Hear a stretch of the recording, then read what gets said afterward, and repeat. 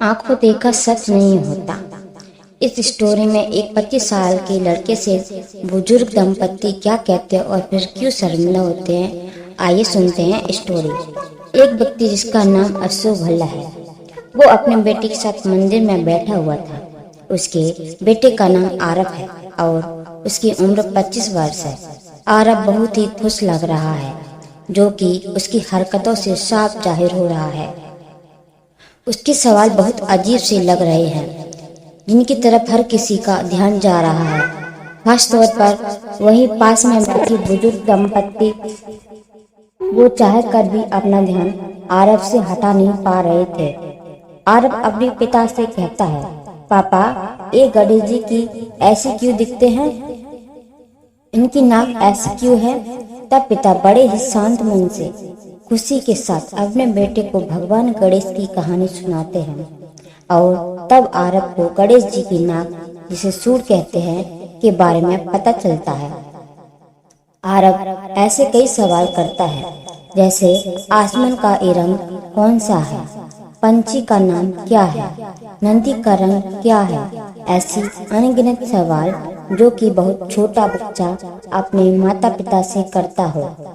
वो दंपत्ति को बहुत आश्चर्य होता है और वो दोनों आपस में बात करने लगते हैं, जिसे देख आरव के पिता को कुछ महसूस होता है, पर वो कुछ नहीं कहते और मुस्कुराते हुए अपने बेटे के सवालों का बड़े प्यार से जवाब देने लगते हैं।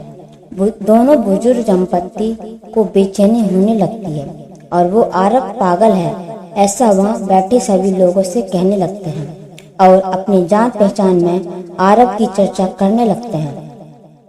अगले दिन भी दंपत्ति को आरव और मिस्टर भल्ला मिलते हैं और इस बार वो दोनों आरव के पिता के पास पहुंच जाते हैं। वो उन्हें आरव को मेंटल चेकअप और ट्रीटमेंट की जरूरत है यह कहना चाहते हैं और बहुत ही अटक कर सहजता से पूछते हैं, ये जो है क्या वो आपका बेटा है? भल्ला साहब कहते हैं, हाँ जी माँ, भाई साहब, ये मेरा बेटा आरव है। दंपत्ति के मन में कुछ है जो भल्ला साहब को समझ आ रहा है।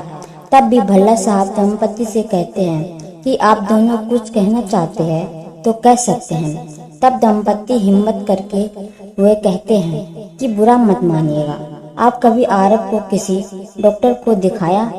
तब भल्ला साहब कहते हैं, किस बात के लिए मुझे आरव को डॉक्टर को दिखाना चाहिए?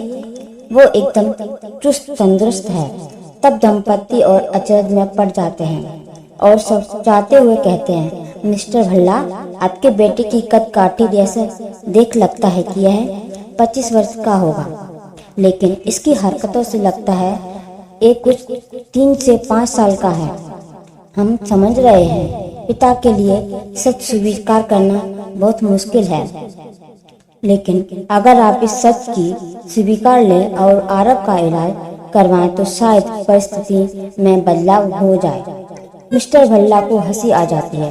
ये देख दंपत्ति को और अजीब लगने लगता है। तब दंपत्ति के चेहरे का भाव देख मिस्टर भल्ला उनसे कहते हैं कि भाई साहब, यह नहीं है जो आप समझ रहे हैं। असल में आरव बचपन से ही देख नहीं सकता था, वो नेत्रहीन था। उसका ऑपरेशन हुआ है और मैं कल उसे सबसे पहले यहाँ ले आया हूँ। जिंदगी में पहली बार उसने अपनी आंखें से दुनिया देखी है। जानता समझता वो सब कुछ है, लेकिन वो वापस अपने बचपन को जी रहा है और मैं भी उसका साथ दे रहा हूँ।